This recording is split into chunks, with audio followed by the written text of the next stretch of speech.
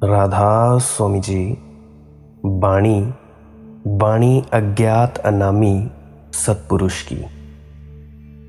गुरु प्यारी साध संगत जी, जैसा कि हमने पिछले सत्संग में जाना था कि संत कबीर कह रहे हैं कि साधो सहज समाधि भली। और उस सत्संग में एक जिक्र हुआ था कि हमें अपने मन में उठते हुए विचारों का कैसे सामना करना है। और आज हम उसी विषय पर आगे बात करेंगे कि अपने मन में उठते हुए इन विचारों का सामना कैसे करें, यह विचार क्यों उठते हैं तथा हम ध्यान में बैठे इन विचारों से मुक्ति कैसे पा सकते हैं, भजन सिमरन में बैठे इन विचारों को दूर कैसे कर सकते हैं, अपने मन को काबू में कैसे कर सकते हैं। और इसी से मिलता जुलता एक प्रश्न पूछा गया था कमेंट सेक्शन में कि ये जो साक्षी भाव है, ये विटनेस होना है, गवाह होना है, यह साक्षी भाव क्या है, उसे हम जगाना चाहते हैं। क्या वह भी हमारे मन का ही एक अंश है या फिर मन से परे होगा? आज हम इस पूरी वीडियो में इन सारे प्रश्नों का उत्तर जानने की चेष्टा करेंगे, तो ध्यान से एकाग्रचित होकर इस पूरी वीडियो को सुनिएगा, नहीं तो आप अपने ध्यान में उतरने से वंचित रह पाएंगे और आपका भजन सिमरन नहीं बनेगा। तो चलिए इस सत्संग वीडियो का आरंभ करते हैं। देखिए, प्रश्न बहुत महत्वपूर्ण है और ठीक से समझने योग्य है।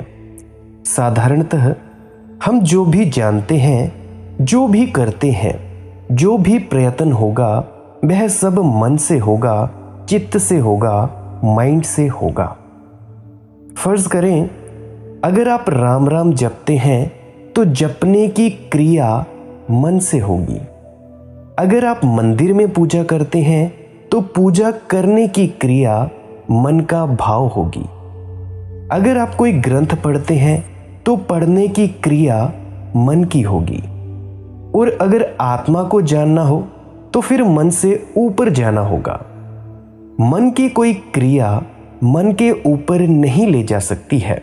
ध्यानपूर्वक समझने वाली बात है कि मन की क्रिया मन के पार नहीं ले जा सकती, मन के ऊपर नहीं ले जा सकती। मन की कोई भी क्रिया मन के भीतर ही रखेगी। स्वाभाविक है कि मन की किसी भी क्रिया से जो मन के पीछे है उससे परिचय नहीं हो सकता। यह पूछा है, यह जो साक्षी भाव है, क्या यह भी मन की क्रिया है? नहीं, अकेली एक ही क्रिया है जो मन की नहीं है, और वह है साक्षी भाव, यानी विटनेस होना और एक गवाह होना। इसे आचार्य रजनीश जी ने भी बड़े सुंदर तरीके से विस्तार पूर्वक समझाया था। अगर आप YouTube पे जाएं तो उनकी भी वीडियो सुन लेना। ओशो के नाम से जाने जाते हैं आचार्य रजनीश जी। मैं भी इसे समझाने की चेष्टा करूंगा। अगर मुझसे समझ ना आए तो उन संत की वीडियो ज़रूर सुनना। उससे पहले हम इस वीडियो पर थोड़ा नज़र डालते हैं। साक्षी भाव को थोड़ा समझना ज़रूरी है, और केवल साक्षी भाव ही मनुष्य को आत्मा में प्रतिष्ठा दे सकता है। आखिर क्यों? क्योंकि वही हमारे जीवन में एक सूत्र है जो मन का नहीं है, माइंड का नहीं है।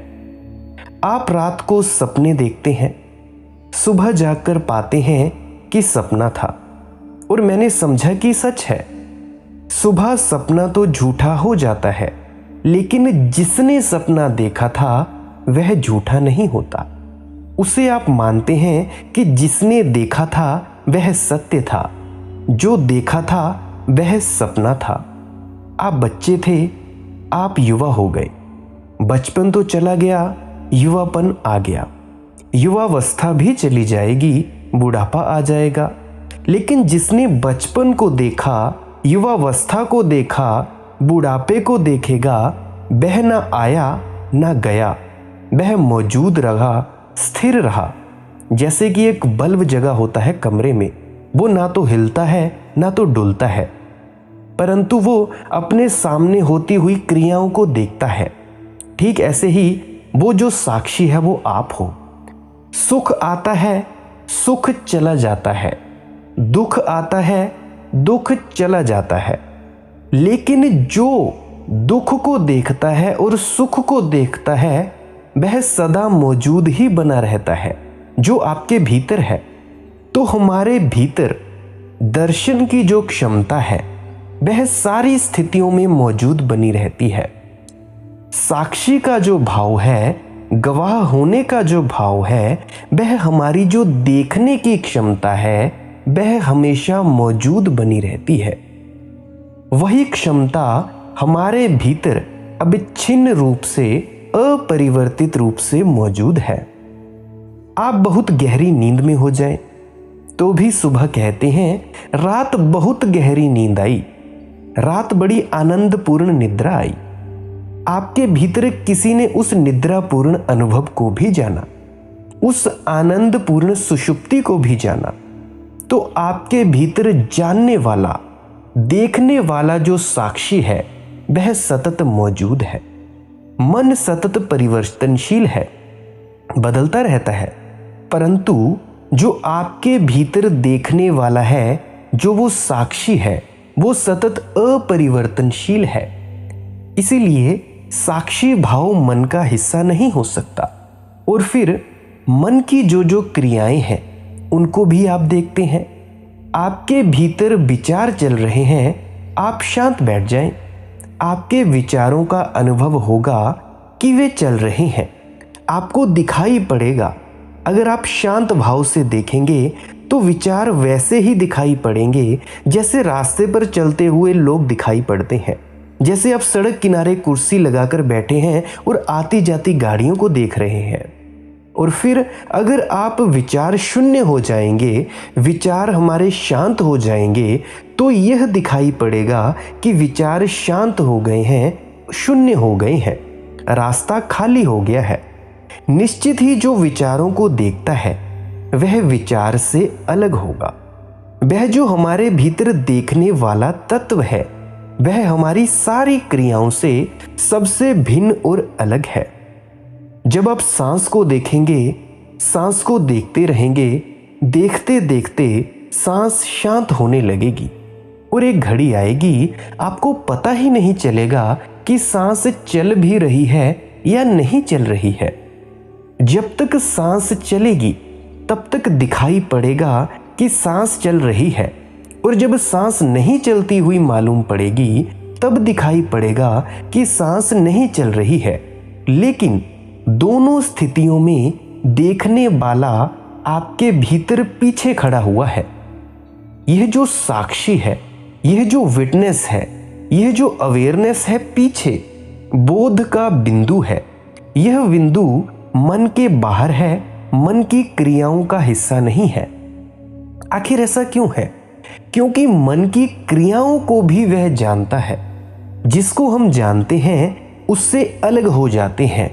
जिसको भी आप जान सकते हैं उससे आप अलग हो सकते हैं, क्योंकि आप अलग हैं ही उससे, नहीं तो उसको जान ही नहीं सकते।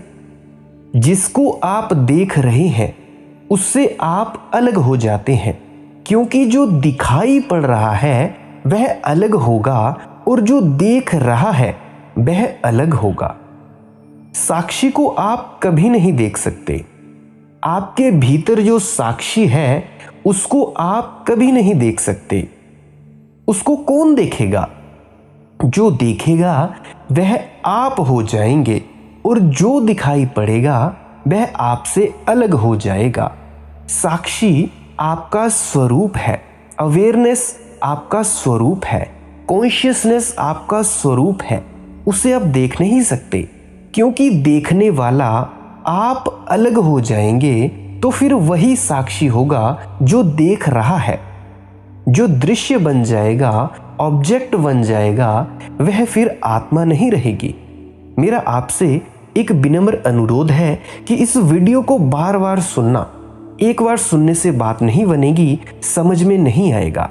और इस वीडियो को अगर आपने बार बार सुन लिया और समझ लिया तो ध्यान में उतरने में आपको कोई ज़्यादा मुश्किल नहीं पड़ेगी। आप अपने विचारों से जो तंग आते हैं उन विचारों को भी आप दूर करने में कामयाब हो पाएंगे। तो चलिए टॉपिक पे आते हैं।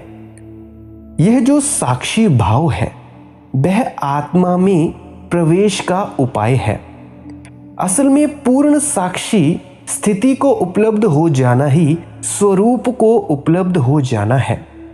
साक्षी मन की कोई क्रिया नहीं है और जो भी मन की क्रियाएं हैं वे फिर ध्यान नहीं होंगी। इसीलिए मैं जप को ध्यान नहीं कहता हूं, वह मन की क्रिया है। किसी मंत्र को स्मरण करने को ध्यान नहीं कहता हूं, वह भी मन की ही क्रिया है। किसी पूजा को, किसी पाठ को ध्यान नहीं कहता हूं, ये सब मन की क्रियाएं हैं। सिर्फ एक ही आपके भीतर रहस्य का मार्ग है और वो है जो मन का नहीं है, वह साक्षी का है।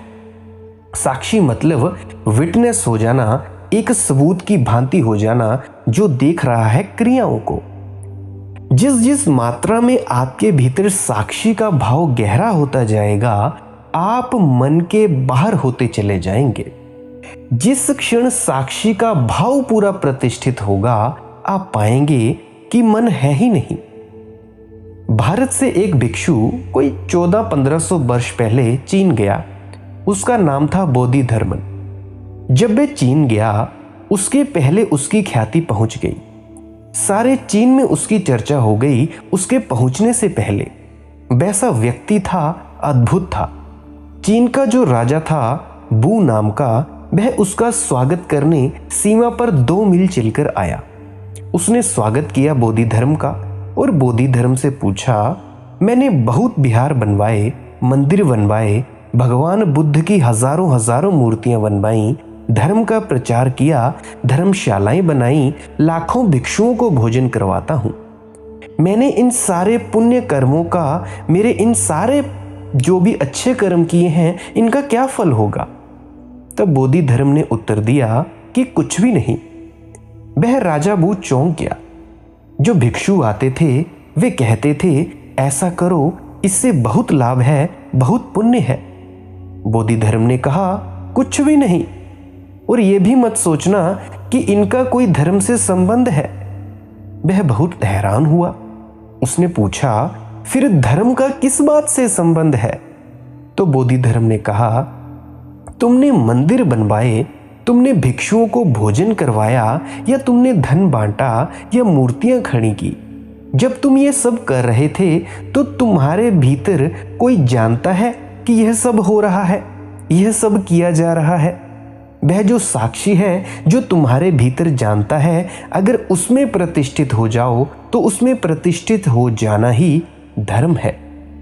मंदिर बनाने में नहीं, मंदिर में पूजा करने में नहीं, वह जो मंदिर के बनाने को भी देखता है और जानता है, और मंदिर की पूजा को भी देखता और जानता है, केवल वही हो जाना धर्म है। कभी मंदिर में पूजा करते वक्त एकदम से ख्याल करें तो आपको पता चलेगा आप पूजा भी कर रहे हैं और आपके भीतर एक बिंदु है जो ये जान रहा है कि पूजा हो रही है, पूजा की जा रही है आपके शरीर के द्वारा। रास्ते पर आप चल रहे हैं, चलते वक्त एकदम से ख्याल करें तो दिखाई पड़ेगा कि आप चल रहे हैं और आपके भीतर कोई जान भी रहा है कि आप चल रहे हैं। वह जो जान रहा है वह अत्यंत रूप से अंतर्स्थित केंद्र पर है। आपकी जो अंतर्दशा है सबसे गहरी स्थिति है, जहां आप थे, जहां आपका स्वरूप है। बोधि धर्म ने कहा, वहां प्रतिष्ठित हूं तो धर्म में प्रतिष्ठित है। बाकी सब अच्छे काम हैं, धर्म से इनका कोई गहरा संबंध नहीं है। महबूब बोला कि अगर ऐसी बात है तो मेरा चित्त बहुत अशांत रहता है, उसी के लिए मैंने यह धर्म के कार्य किए। मेरा चित्त कैसे शांत हो जाए, मेरा मन कैसे शांत हो जाए, कृपा करके ये बताए। बोधि धर्म ने उसे देखा और कहा कि कल सुबह 4 बजे अंधेरे में आ जाना तो तुम्हारे चित्त को शांत कर ही दूंगा। ऐसा कहने वाला कभी कोई व्यक्ति उसे मिला न था। उसने दोबारा पूछा, क्या मेरे मन को शांत कर ही देंगे? बोधि धर्म ने कहा, अब दोबारा मत पूछो, सुबह 4 बजे आ जाना। दोबारा पूछने की क्या बात है? मैंने कहा कि चित्त को शांत कर दूंगा, तुम आओ। जब तक सीढ़ियां उतरने लगा तो बोधि धर्म ने कहा, ख्याल रखना जब आओ तो चित्त को साथ जरूर ले आना, नहीं तो मैं शांत किसे करूंगा। रास्ते में बादशाह सोचने लगा कि यह तो बड़ी गड़बड़ बात है, चित्त को साथ लेते आना। अब मैं जाऊंगा तो चित्त तो साथ जाएगा ही, इसमें क्या बात थी कहने की। यह कैसा पागल आदमी है, चित्त को साथ लेते आना इसका क्या मतलब है। मैं आऊंगा तो चित्त साथ ही लेकर आऊंगा। सुबह वह 4 बजे क्या 3 बजे ही आ गया। आते ही बोधिधर्म ने पूछा, लाए क्या अपने मन को साथ ले आए। उसने कहा, अब कैसी बातें करते हैं, मैं आया हूं तो चित्त तो आएगा ही। उसने कहा, आंख बंद करो, खोजो कि तुम्हारा मन कहाँ है, मिल जाए तो पकड़ो और कहो ये है, और मैं उसी वक्त शांत कर दूंगा। उस फकीर के साथ उस अंधेरी रात में उस बादशाह ने आंख बंद की, भीतर खोजा और आंख थोड़ी देर बाद खोली और कहा, वह मिलता नहीं। तो बोधिधर्म ने कहा, जो मिलता ही नहीं वह शांत हो गया, तुमने कभी खोजा ही नहीं। और वह हैरान हुआ। बादशाह भीतर जब खोजने गया तो वहां सब शांत। असल में जब आप भीतर खोजने जाएंगे तो सिर्फ साक्षी रह जाएगा, अवेयरनेस रह जाएगी, जागरूकता रह जाएगी, खोजने वाला रह जाएगा और कुछ नहीं। और अगर खोजने वाला बहुत प्रतिष्ठा से, बहुत शक्ति से अपने भीतर जाए तो चित्त पाया ही नहीं जाएगा। चित्त यानी मन हमारे सोए हुए होने का नाम है। मन हमारे भीतर साक्षी जितना मूर्छित है उसका नाम है। मन कुछ है ही नहीं, साक्षी की ही मूर्छा का नाम चित्त है यानी मन।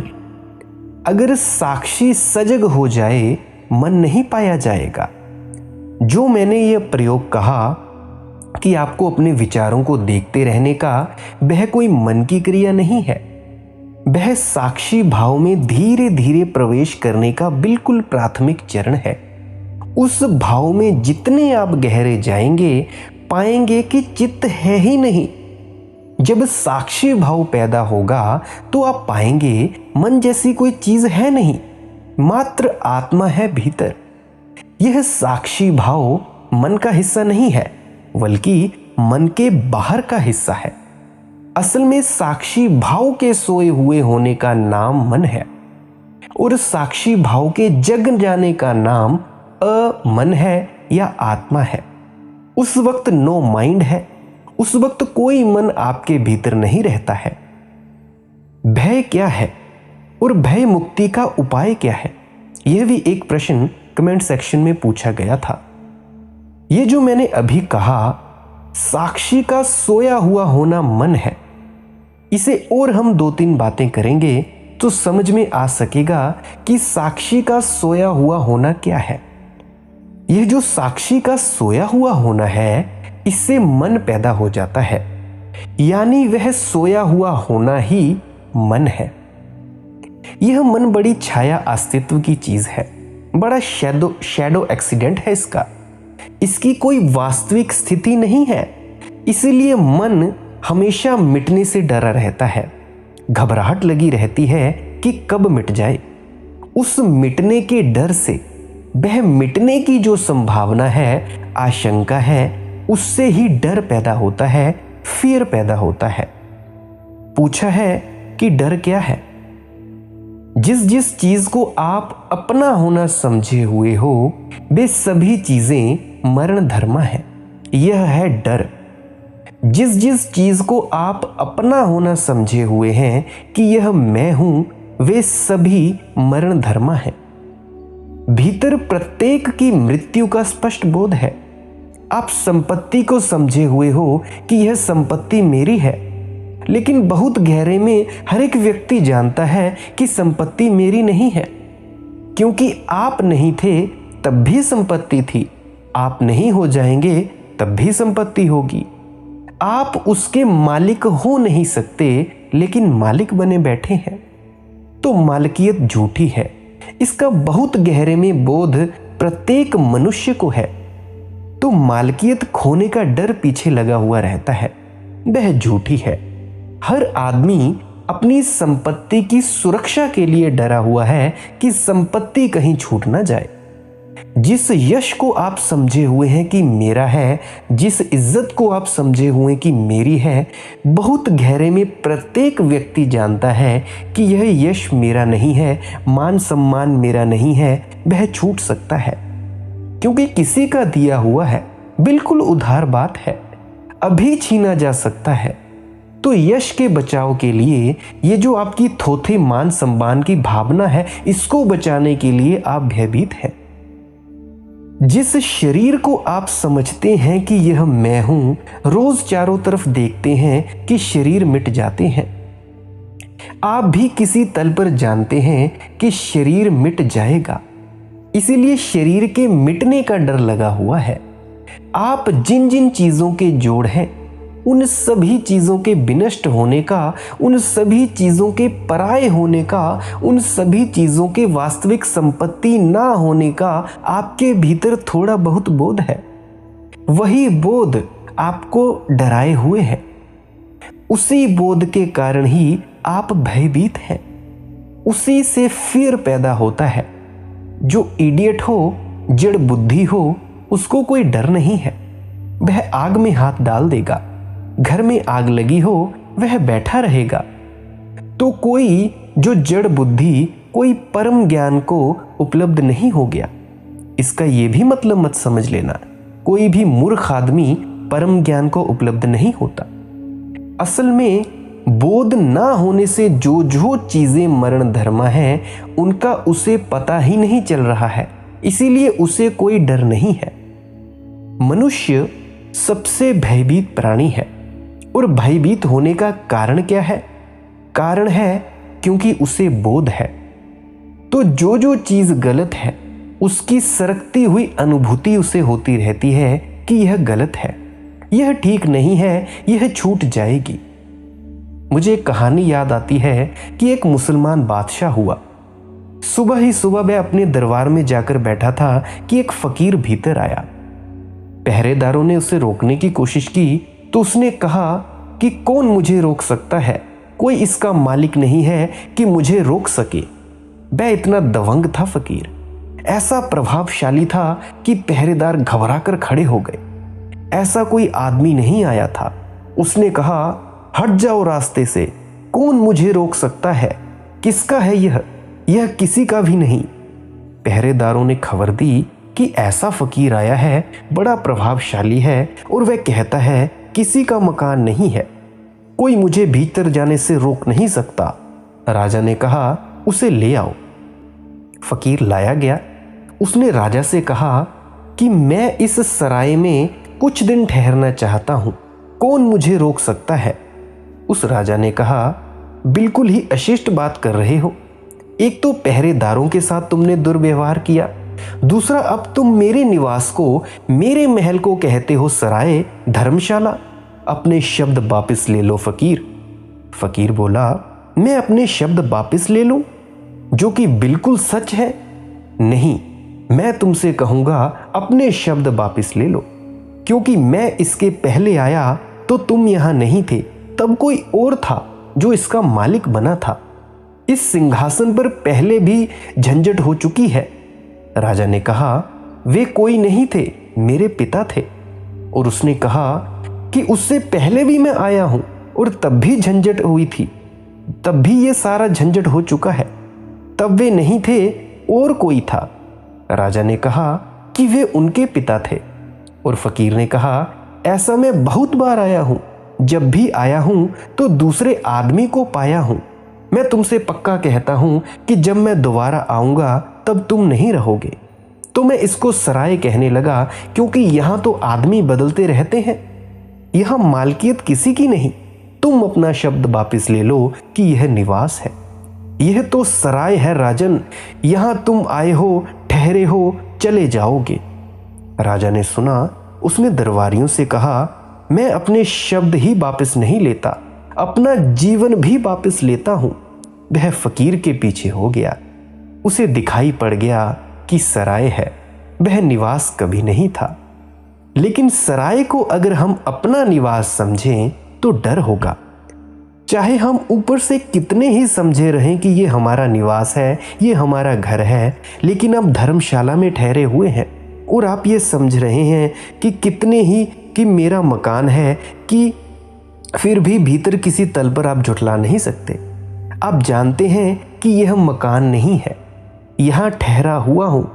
घबराहट लगी रहेगी, कब निकल जाऊं, कब अलग कर दिया जाऊं, कब बेघर हो जाऊं। यह डर बना ही रहेगा, क्योंकि जहां आप ठहरे हुए हो वह घर है ही नहीं।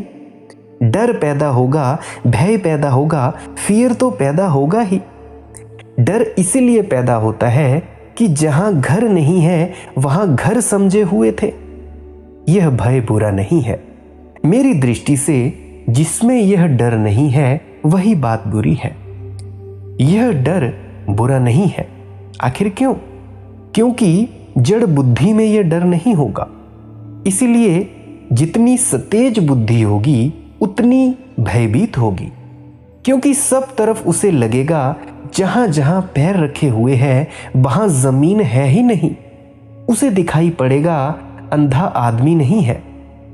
जिसके पास आंख है, बोध है, उसे हर चीज भयभीत करती हुई मालूम पड़ेगी। उसका जीवन धीरे धीरे बिल्कुल ही भय से भर जाएगा। वह कंपनी लगेगा एक सूखे पत्ते की तरह। सब भयभीत हो जाएगा भीतर। लेकिन इसी भय से अभय पैदा होगा, इसी बोध से। जबकि हर एक चीज उसे आश्वासन देने में समर्थ हो जाएगी। जब कोई भी चीज उसे ऐसा नहीं रह जाएगी जो अभय दे सके। जिसको दे रही है अभय वह नासमझ है। एक आदमी 10 लाख रुपए पकड़े बैठा है। सोचता है कि मैं फियरलेस हो गया, अब मुझे कोई डर नहीं है। वह पागल है। लेकिन जिसके पास बोध होगा उसके पास 10 लाख क्या 10 करोड़ 10 अरब भी अभय नहीं दे सकते।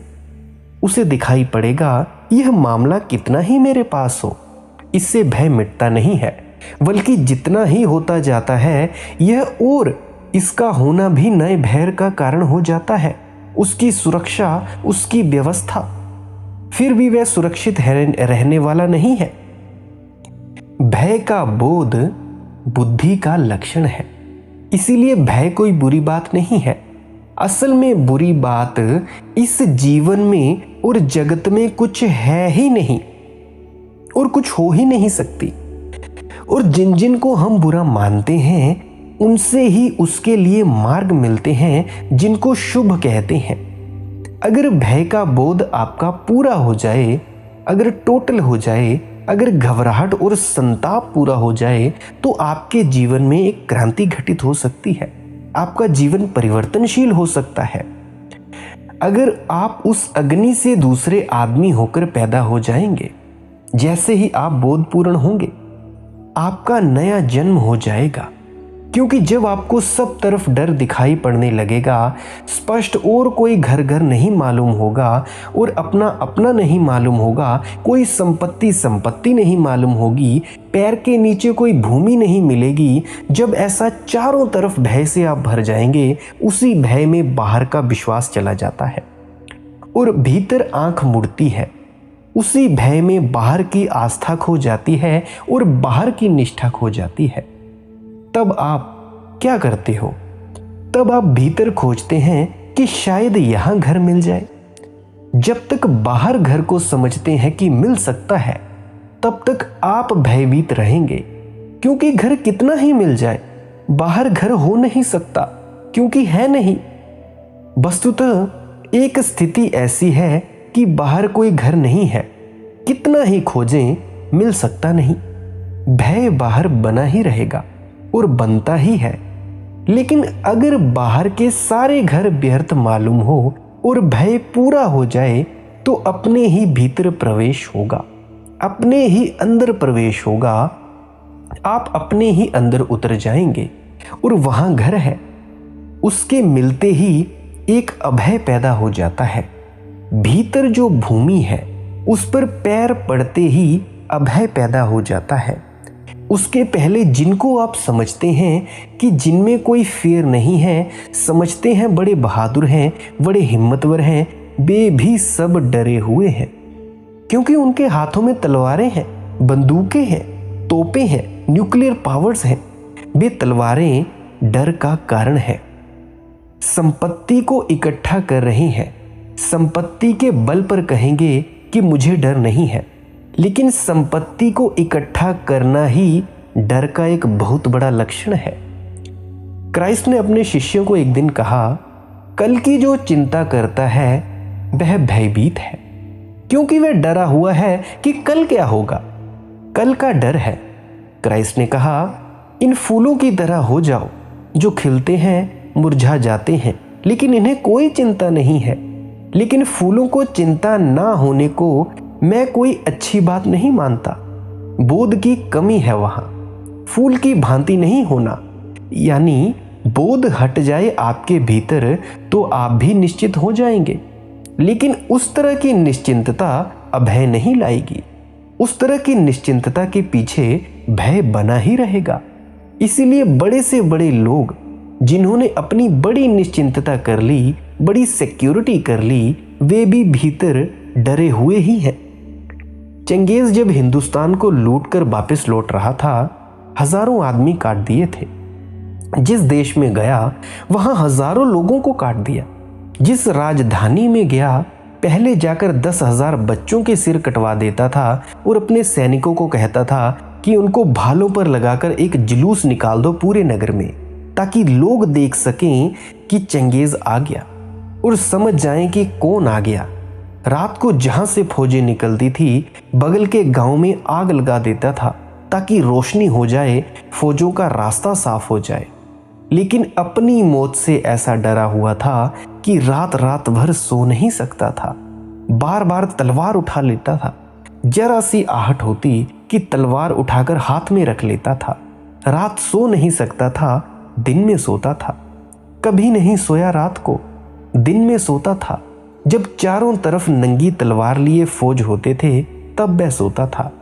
रात के अंधकार में मान लो फौजियों को झपकी आ जाए, मान लो अंधेरे में कोई घुस जाए, इसलिए रात को नहीं सो सकता था, अंधेरे से डरता था। और ऐसे ही उसकी मौत हुई थी। जब हिंदुस्तान से लौट रहा था, एक रात को उसे ऐसा लगा, सपने में लगा, और जो आदमी दिन भर हत्या करेगा, रात उसे मारे जाने का सपना देखना कोई ज्यादा कठिन बात नहीं है, बड़ी स्वाभाविक है। उसने देखा कि दुश्मन घुस आए हैं और उसे मारने की तलाश में है। वह नींद में उठा और भागा। बाहर जो उसका टेंट था, उसकी रस्सी से उसका पैर फंस गया और वह गिर पड़ा और घबराहट में मर गया। ऐसा आदमी जिसने लाखों लोग मार दिए निर्ममता से, वह ऐसा भयभीत था। सिकंदर, नेपोलियन और हिटलर, इनमें कोई बहादुर आदमी मत समझ लेना इनको। ये भयभीत लोग थे।